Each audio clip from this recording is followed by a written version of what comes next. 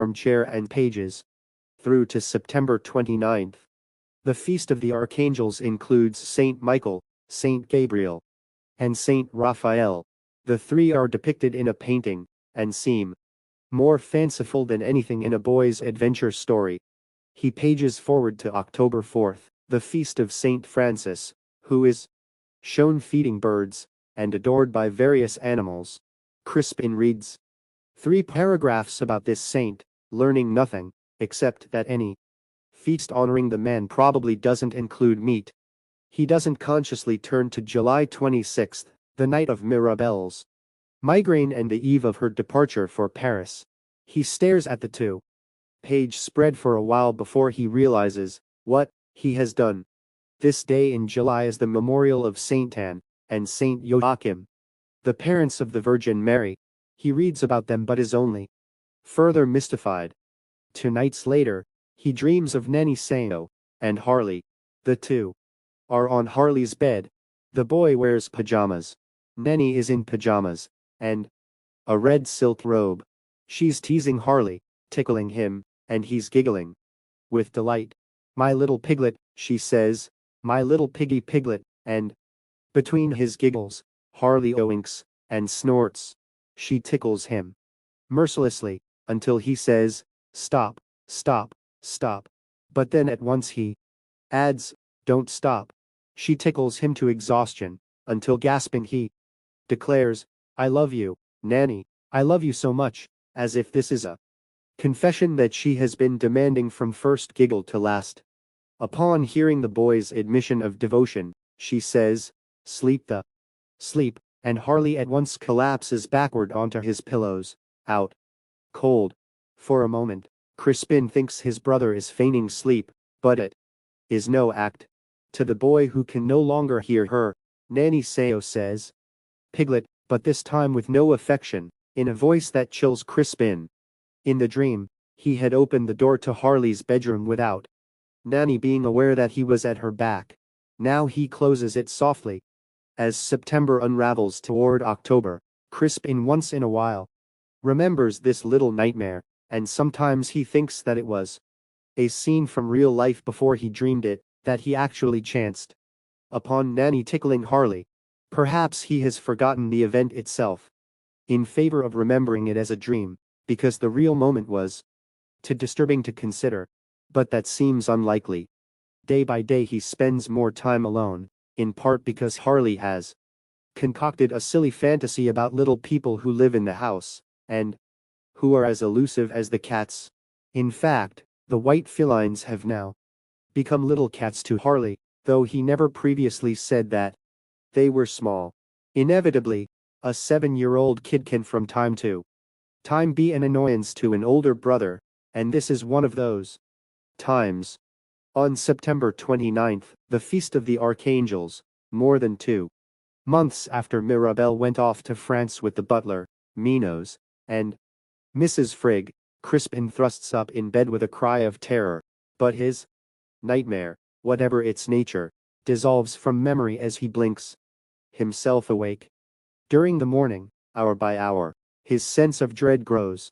He feels that, having awakened from the dream, he is nevertheless in some sense still asleep, and that he must now rouse himself from a waking dream in which he has indulged too long. He eats breakfast and lunch, but the food has little taste. He tries to read, but the story bores him. He finds himself in the sewing room, staring at the place where he discovered his mother and Proserpina kissing. He does not know how he got here. He stands at a library window, watching the traffic on Shadow Street. When his legs begin to ache and he consults his wristwatch, he is surprised to discover that he has been standing there for more than an hour, as if in a trance. Everyone he encounters on the household staff seems to look at him with barely suppressed amusement, and he becomes convinced that they are whispering about him behind his back. Shortly before 3 o'clock, a still, small voice inside him speaks of the miniature room. He realizes that this voice has been whispering to him all morning, but he has rejected its guidance. Overcome by the conviction that he should be the best sneak that He knows how to be, that he must not let anyone know where to find him. He first loses himself from all the servants. And then, certain that he is unobserved, he makes his way to the third floor by the least used staircase. The immense scale model of Theron Hall looms over him. Never before has this exquisitely wrought miniature seemed ominous, but now it threatens as any haunted house in any horror movie ever made. He half expects storm clouds to form under the ceiling, and thunder to roar from wall to wall. He first intends to ascend the ladder and study the structure from the highest floor to the lowest, but intuition or something more powerful and more personal draws him to the north side, where he has to bend down slightly to peer through the window at that end of the main hall on the ground floor. Upon entering the room, when he switched on the overhead lights, all the lights in the model came on as well. Intricate 9-inch diameter crystal chandeliers that are 3 feet across. In the real house, 3-inch high sconces, blown glass lamps, as short as 2 inches, and stained glass replicas, as tall as 6. For a moment, everything in the 35-foot hallway, which, end to end, is 140 feet in the real house, looks exactly as it always has, and as it should. Then movement startles Crispin. Approaching along this corridor is something low and quick to some things. A pair of white cats. Each cat might be a foot long in real life, but 3 inches here. They are to life, too fluid to be mere mechanical creations. On a flurry of paws, they ripple toward him, but abruptly they cross the hall and disappear through the open doors of the drawing room.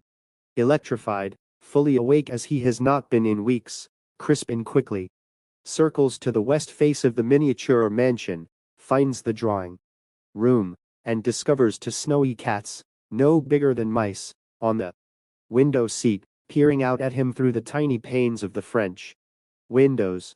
13. December 3rd, the last night of Crispin's 13th year. His 14th ahead of him if he can survive it. Boy, girl, and dog take the elevator down from the 4th to the 2nd floor where, among other temptations to the wallet, waits the toy department. Unable to be price competitive with discounters like Toys R Us, Broderick's stocks exotic and expensive items not found elsewhere, but still moves the more ordinary items at Christmas by making of the toy department a wonderland of highly decorated trees, animated figures, snow scenes, and 10,000 twinkling lights. The space given to this department triples with the season, and many people in the city consider it a tradition to visit the display after their children have moved away from home, and even if they don't have grandchildren to spoil. Even seen by flashlight, with the leaping reindeer stilled, and the capering elves frozen in place in the fake snow, this world of toys is nevertheless impressive. This year, the marvel at the center of the department, the thing that Amity has brought him here to see, is a scale model of the department store. Broderick's has commissioned nothing so ambitious as a quarter scale rendition. Instead, it is 48th scale 1/4 of an inch to 1 foot in the real structure. Nevertheless, the model proves to be sufficiently immense to delight children, and adults as well. Crispin is a child, Amity an adolescent, both of them adults by virtue of their suffering, and they are charmed. Even Harley rises up with his forepaws on the support table, and pants with apparent admiration. The detailing is not as impressive as the obsessive workmanship in the miniature room at Theron Hall, though it is so well done that it's magical in its own right. This approximately 8-foot square reduction of Broderick's is not the sum of the display. Instead of a glass globe, it stands within a thick plexiglass case that is filled with a mixture of water and something else. Amity knows not what. She does know where to find the switch that operates it, however, and when the tank lights, it also fills with falling snow that settles slowly through the fluid before being recycled to the top by a pump. As the night now casts snow down upon the true Brodericks, so snow falls upon the model, and the real and the fantastical are one. They are always one, of course, but seldom so obviously as here, and now, when the model maker's creation and the creation of which they model makers are themselves a part are synchronized to suggest, inescapably and powerfully, that the world is potentially a place of harmony if only harmony is wanted and sought. They stand in silence a while, and then Amity says, "Seems to be a sign, don't you think?" Crispin doesn't reply. The store has never done this before. He keeps his silence. The 3 cats you saw in that other miniature may still be there. To cats. It was my brother who said he saw 3, but in the real house, not in the model. Anyway, they fled from the window seat, as I looked in at them.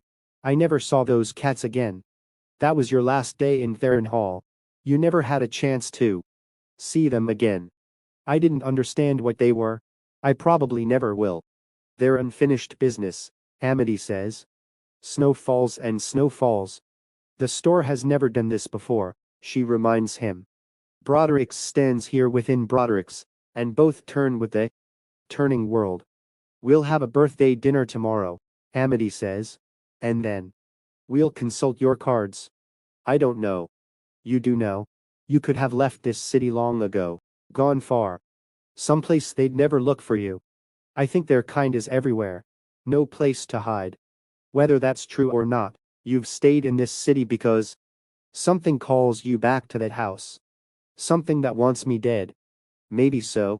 But something else, too. What would that be? He wonders. I don't know. But you do. Deep down, you know. Your heart knows what your mind can't quite comprehend. Snow falls and snow falls. 14. 9-year-old Crispin on the afternoon of September 29th. The Feast of the Archangels. To mimic in cats on a tiny window seat, in small scale, Theron Hall. React as one, bolting away from the giant boy, who peers in at them. They scamper through the model drawing room, into the hallway. Gone. He might have hurried window to window in search of them, but before he can do so, he remembers what happened on the night when Mirabelle disappeared. The sight of the cats is a purgative, flushing from him all delusion, all spells and enchantments. Everything he has forgotten or has been made to forget returns to him in a flood of memories. How he pretended to sleep when Nanny Sao stood by his bed. How he sneaked into Mirabelle's room. The rose petals in the bathtub. The silver bowls, the missing toys, the empty closet. His sister's plea. Blooming like a shell burst in his mind. Crispin, help me. His parents' bedroom so ornate that its richness and lush textures suffocated him. Crispin, help me. Now his legs grow weak. He drops to his knees beside the scale model of Theron Hall. He recalls also hurrying through the mysteriously deserted house.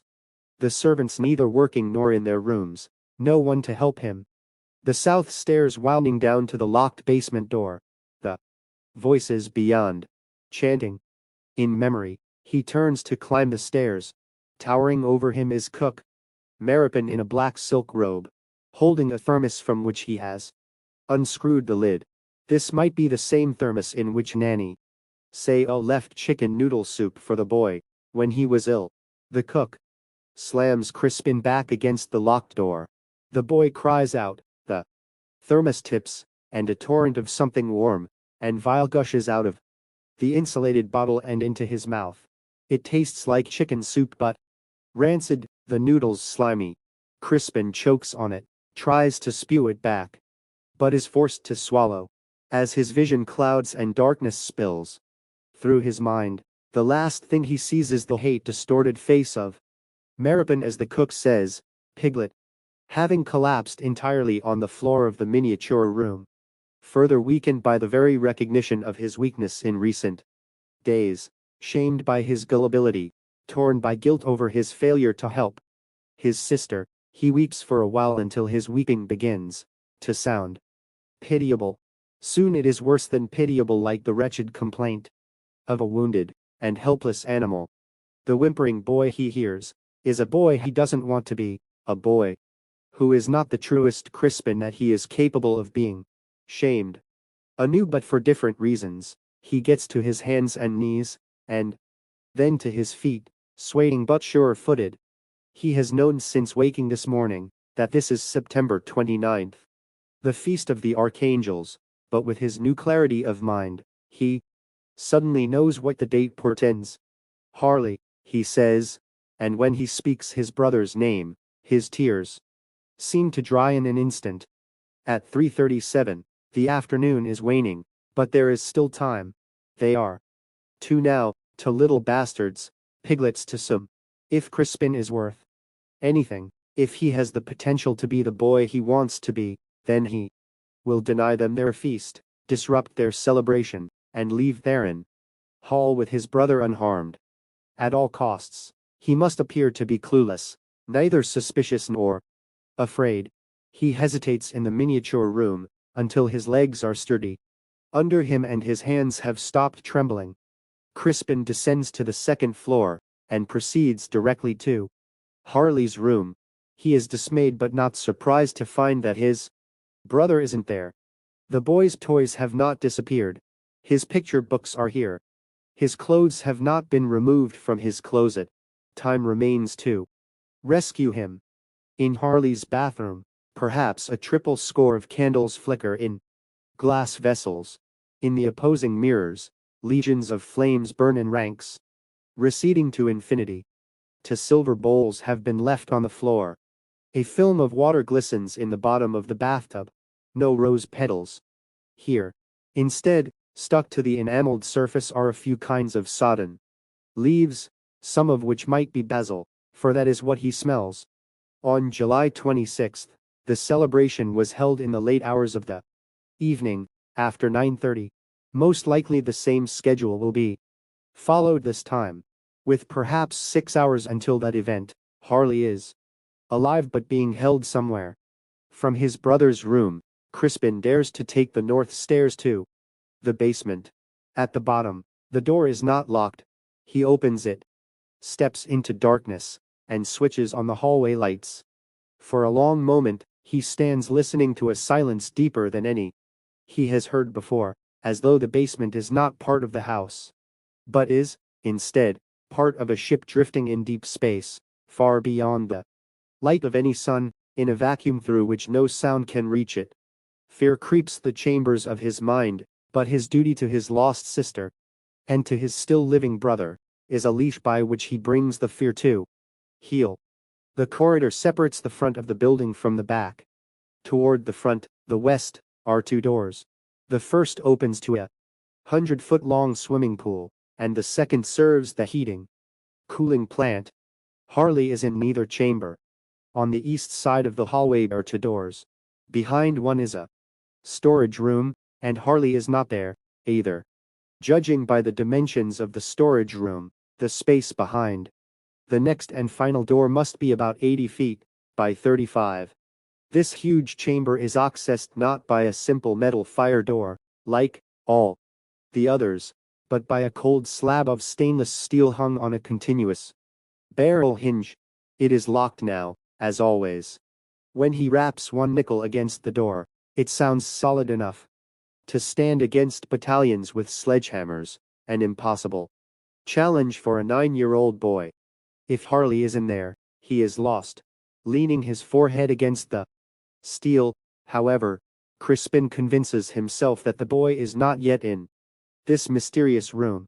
He is certain that he would know if his brother was this close and restrained. He would surely feel some of Harley's despair. He turns out the lights and retreats to the ground floor. By the time he reaches the library, he decides that he must call for help. But call who? Giles Gregorio might be the richest man on earth.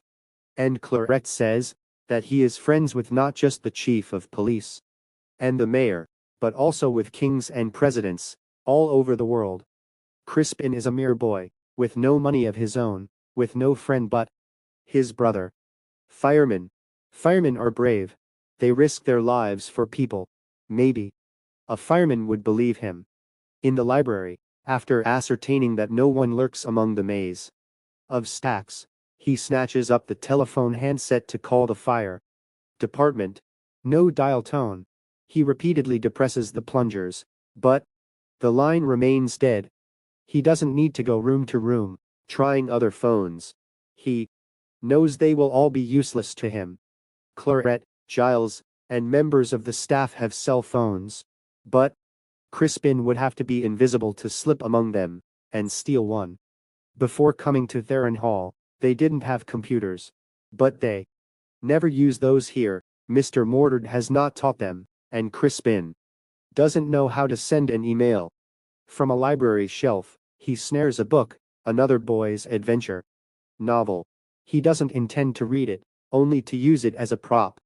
Pretending to be immersed in the story, he wanders the house, apparently reading as he walks, pausing here and there to sit, hoping that when he is seen, he will not appear to be engaged in a desperate search. After an hour and a half, Crispin has ventured everywhere that he is able, without discovering any hint of Harley's whereabouts. He has even dared to enter his parents' suite to search it. Other than the basement room behind the steel door, the only places inaccessible to him are the servants' quarters, on the ground floor, and Yardina's suite on the third. If he thought Yardina might be out shopping, he would risk entering her domain, but in light of the approaching celebration, the matriarch is almost certainly at home, preparing. He suspects that Harley isn't in Yardina's suite, or locked in one of the servants' rooms. His perception in recent days, that Theron Hall is bigger than it appears to be, that it's continuously growing larger, now serves as a basis for a new conviction that the house contains secret passageways and hidden rooms that he must somehow find if he is to rescue his brother. At 6 o'clock, he is in the children's dining room, as they expect him to be, pretending to read his novel at the table, when Arula enters with the serving cart. "I don't know where Harley is," Crispin says. "Probably playing something somewhere. He's always losing track of time." "Oh, I guess no one told you," Arula says, as she sets his plate before him. "The poor thing had a toothache. Your mother has taken him to the dentist." "Do dentists work this late?" For a child of a man as important and admired as Mr. Gregorio, people are willing to make all kinds of exceptions. After Arula leaves, Crispin stares for a while at his food to chili cheese dogs and French fries. He will never eat another bite of anything prepared in Theron Hall. Anticipating a visit from Nanny Sao, Crispin conceals an entire chili hot dog and a torn-off piece of the other one, plus a handful of fries, in a drawer of the sideboard, between folded tablecloths. He returns to his seat and wipes his messy